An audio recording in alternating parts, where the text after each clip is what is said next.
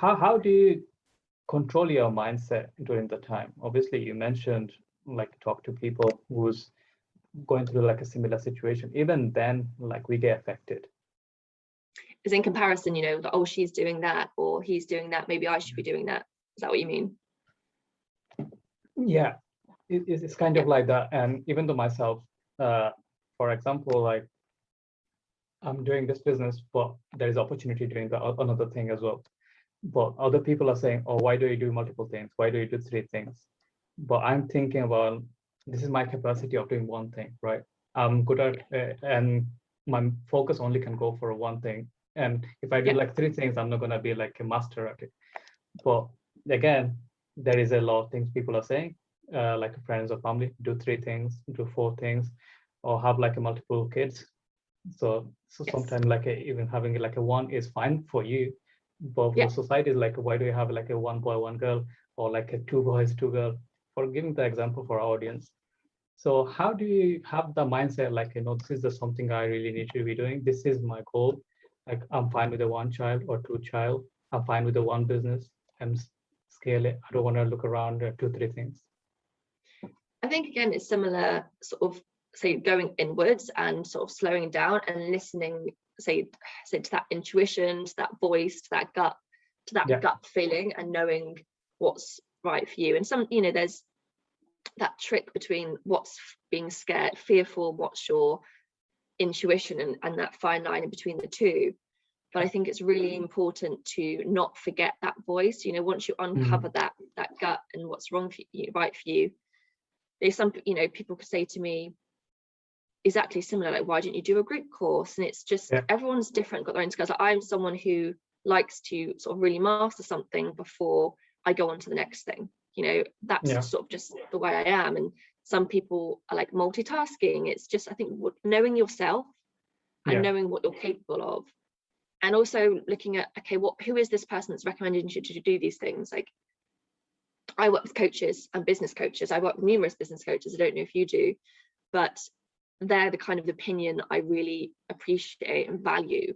Whereas if it's, say, my dad, who has never done this sort of thing before, and he's just heard of this or thinks this, it's like, well, it's not like, oh, of course I know better, but I will take on board their recommendations a little less, if that makes sense. It's just careful about, well, hang on a minute, not who are you to tell me this? You can take it on board, but how much you let it sink in and impact you about what you should and shouldn't be doing. I think, again, trust your gut, and also have that mentor or coach or someone that you're looking up to and following from experience and following from advice. I suppose that's from a business perspective, but again, from having children, for getting married, for getting engaged, for being single, it's just, are you happy?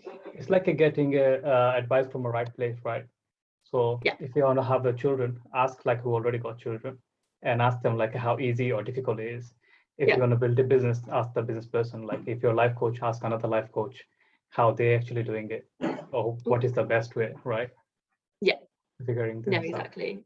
It's just it's a good say, just always remember who's giving you advice, and ask them questions back again, sort of like, well, why do you think I should do this? And they might not be very substantiated, it's like, where has this advice come from? And so going back to say that expectations to say to settle down, to get married and everything else, it's just, if maybe ask them, well, okay, why did you choose to have children? And some people just know, like, oh, I've always wanted to have children. And I think it's valid to say, like, for me now, I'm 34 and I don't have any maternal instincts apart from like my dog, who is my baby, my first child. And I don't know if I want children. I don't have that gut. For me, having children is very much a head decision right now. It's not a heart or a gut decision. And we'll see what happens. I never say never, but for me, some women turn around and say, I've always wanted children. But how many people might have children because, oh, well, you have to? But it's like, why do you have to? Some people don't have any reasons as to why. So you got choices, not being aggressive about it, but I think it's fair enough to ask questions and say, well, why do I have to have children? Or my sister says to me, oh, we have to have children. I'm like, why?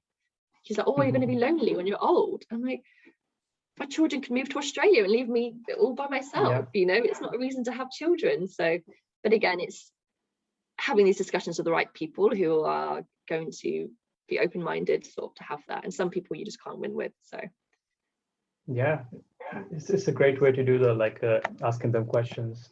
Always like there is no answer, or yeah, they don't know themselves. So it's just a society norm. Like other people are doing, why not you doing? Why are you like doing different than everyone yeah, else? That's the main problem again. And with me, like what I try to do is obviously sometime it affect me. So it used to affect me. So for the past 3 years, what I'm doing is writing down my vision board. So I have my journal, I write it down on my computer, I can see on my phone every single day.